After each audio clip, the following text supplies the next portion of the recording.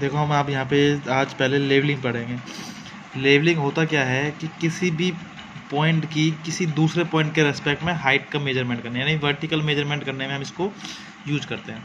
ठीक है, तो उस वर्टिकल मेजरमेंट जैसे मान लो कि बेंचमार्क है, उस बेंचमार्क क्या होता है, बेंचमार्क ये पॉइंट है कि जिस पॉइंट की हाइट हमें पता है, बेंचमार्क इज नॉन पॉइंट जिसकी हाइट हमको पता है पहले से ही। कोई पेड़ हो गया, कोई भी जैसे मान लो टावर हो गया, कोई ऐसी चीज़ है जहाँ पे जिसको हम इसकी हाइट हमको नॉन है, अब उसके रेस्पेक्ट में हमको हाइट लेनी है। जैसे मतलब फर्श है उस फ्लोर से हमको फ़ैन की हाइट लेनी है, तो वो क्या हो जाएगी, लेवलिंग हो जाएगी। लेवलिंग कितनी हाइट है, उस लेवलिंग को कहते हैं रिड्यूस लेवल। क्या कहते हैं, रिड्यूस लेवल, जिसका यूज़ कहाँ होता है, रेलवेज़ में होता है, सड़क में होता है, जिसमें रोड बनाने में काम आती है, मैप बनाने के काम में आता है रिड्यूस लेवल। जितने भी हमारे कंस्ट्रक्शन वर्क होते हैं, जो PWD के वर्क होते हैं, उसमें काम आता है। ठीक है, तो सबसे पहले हमको निकालनी रिड्यूस लेवलिंग। रिड्यूस लेवलिंग के निकालने के लिए हमको क्या चाहिए होता है, BS back side, IS intermediate side, FS four side. Level instrument चाहिए, तो लेवल इंस्ट्रूमेंट से इन तीनों चीज़ों को मेजर करते हैं। पहले समझ लेते हैं BS क्या होता है, FS क्या होता है और IS क्या होता है। BS क्या होती है, BS होती है बैक साइड, यानी कि जब इंस्ट्रूमेंट को रखा हुआ है, इंस्ट्रूमेंट से फर्स्ट जो रीडिंग लेंगे हम जिस भी डायरेक्शन में, वो होती है बैक साइड। और एक इंस्ट्रूमेंट को जिस जगह पे रखा हुआ है उससे लास्ट जो रीडिंग लेते हैं उसे बोलते हैं हम फोर साइड। BS यानी बैक साइड और फोर साइड के बीच की जो भी जितनी रीडिंग्स होती हैं उसे हम कहते हैं इंटरमीडिएट साइड। ठीक है, अब हमको बेंचमार्क बता के, बेंचमार्क क्या होता है, एलिवेशन है जिसकी हाइट हमको पहले से नॉन है। हाइट ऑफ इंस्ट्रूमेंट यहाँ पे एक टर्म आती है, यहाँ पे दो मेथड है वैसे रिड्यूस लेवल निकालने के।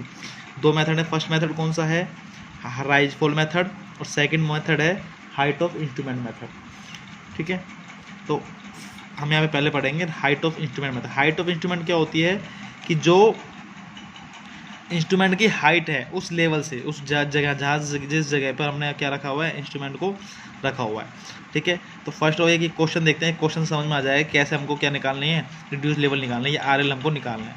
क्वेश्चन दे रखा है कि ये रीडिंग्स हमने ली, इंस्ट्रूमेंट लिया हमने, उससे हमने ये रीडिंग ली, 1 2 3 4 लगभग 7 8 या 10 यूनिट है। ठीक है, उस क्वेश्चन में दे के रखेगा कि हमको इंस्ट्रूमेंट कहाँ कहाँ पे शिफ्ट हो रहा है। तो देखो क्वेश्चन दे रखा है 10 इंस्ट्रूमेंट्स मूव्ड आफ्टर 3 6 8 रीडिंग, यानी इन तीन रीडिंग्स के बाद क्या हो रहा है, इंस्ट्रूमेंट को मूव कराया जा रहा है। तो जिस स्टेशन के बाद इंस्ट्रूमेंट को मूव कराया जाता है तो वो क्या होता है, जिस पॉइंट पर कराया तो वो होता है F साइड, फोर साइड, यानी कि FS। ठीक है, जैसे मान लो तीसरी है, अब तीसरी रीडिंग यहाँ पे क्या है, पहली दूसरी तीसरी रीडिंग ये है, यानी ये क्या हो गई FS। जहाँ पे इंस्ट्रूमेंट चेंज हो रहा है उसके जस्ट जो अगली रीडिंग होती है वो BS होती है, क्योंकि इंस्ट्रूमेंट चेंज हो गया तो नेक्स्ट रीडिंग क्या होगी, पहली रीडिंग होगी उसकी उस सिचुएशन पे, तो वो क्या हो जाएगी, पहली रीडिंग। ये जो हो जाएगी क्या हो जाएगी, BS। अब इन दोनों के बीच, ये पहले वाली BS क्योंकि पहली रीडिंग BS है, ये क्या होगी लास्ट वाली FS, तो इन दोनों के बीच की ये वाली क्या हो जाएगी IS। ठीक है, इसी प्रकार जब ये वाली क्या हो जाएगी, भाई इंस्ट्रूमेंट चेंज हो गया तो यहाँ पे इंस्ट्रूमेंट चेंज होती है, पहली रीडिंग हुई, पहली रीडिंग क्या हो जाएगी BS, फिर उसके बाद इंस्ट्रूमेंट चेंज क्या हुआ है 6th रीडिंग पे, तो 6 क्या है यहाँ पे ये भी क्या हो जाएगी FS। जहाँ जहाँ इंस्ट्रूमेंट चेंज हो रहा है वो रीडिंग क्या होती है FS, और जहाँ से इंस्ट्रूमेंट चेंज हो रहा है उसके जस्ट अगली वाली क्या हो जाएगी BS, और उनके बीच की जो रीडिंग होगी वो क्या होगी IS। ठीक है, ऐसे ही हमने 8th पे चेंज हुआ तो 8th वाली क्या हो गई FS, उसके बाद अगली जस्ट क्या हो जाएगी BS, और लास्ट वाली रीडिंग मैंने बताया क्या होती है FS। तो उसको हम इस सारणी में इस तरह से टेबल बना लेंगे, BS IS FS, height of instrument RL और बेंचमार्क और रिमार्क। अब हमको कहाँ क्या इस टेबल को पूरा भरना है, हमको पहले यहाँ पे करना है BS की वैल्यू लिख देंगे, पहले स्टेशन BS की वैल्यू लिख दी। ठीक है, सेकंड में क्या कर देंगे IS है तो सेकंड नंबर पे IS आ जाएगा, थर्ड नंबर पे क्या है यहाँ पे FS यहाँ आ जाएगा। जिस पॉइंट पे स्टेशन चेंज हो उसी के जस्ट सामने BS की रीडिंग आएगी, क्योंकि उसी स्टेशन से हमने लिए, तो BS की जस्ट सामने कौन सी जाएगी इसकी BS की, यानी कि 2.090।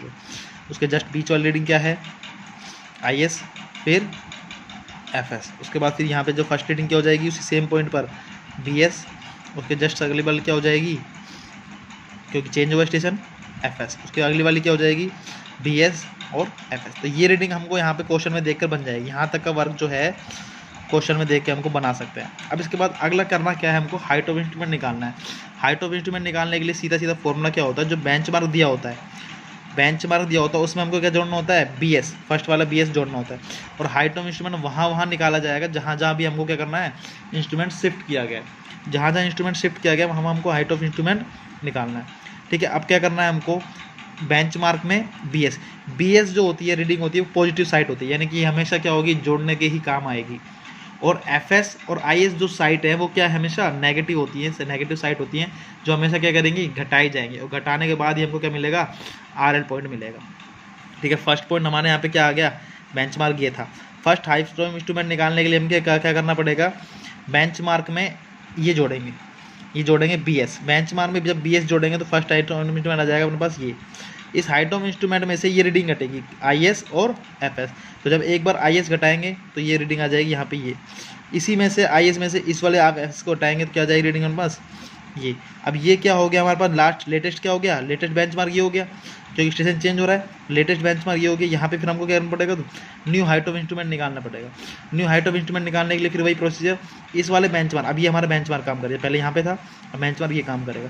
इस बेंचमार्क से हमको करना है बी एस जोड़ना है, इसको जोड़ने के बाद हमारे पास क्या जाएगा, न्यू हाइट ऑफ इंस्ट्रूमेंट आ गया। फिर वही सेम प्रोसीजर करना है कि ये आई इसको माइनस करना है, ठीक है, यहाँ से इसको आई इसको माइनस करना है, फिर रीडिंग आ जाएगी नहीं। फिर इसी में से इस वाले एफ एस को माइनस करना है और रीडिंग आ जाएगी। अब इसमें दोबारा वही न्यू हाइट ऑफ इंस्ट्रूमेंट निकालना पड़ेगा, क्योंकि स्टेशन चेंज हुआ यहाँ पर।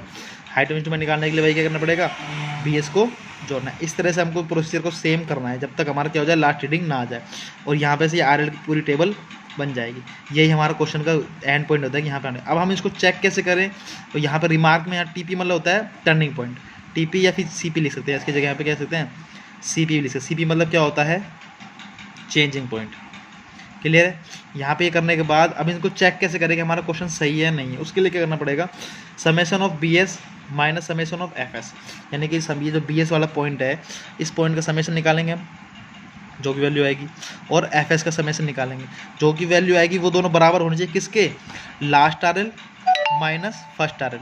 लास्ट आर एल ये रहा और फर्स्ट आर एल ये रहा, ये दोनों बराबर आएंगे तो हमारा क्या है, अपना जो आंसर है क्या है, हमारा क्वेश्चन सही करा है, यानी हमने जो क्वेश्चन किया है उसको हमने सही सॉल्व किया है, और जो रीडिंग आई हमारी सारी सही आई। ठीक है, किसी कोई क्वेरी हो तो कमेंट बॉक्स में लिख देना। Thank you so much.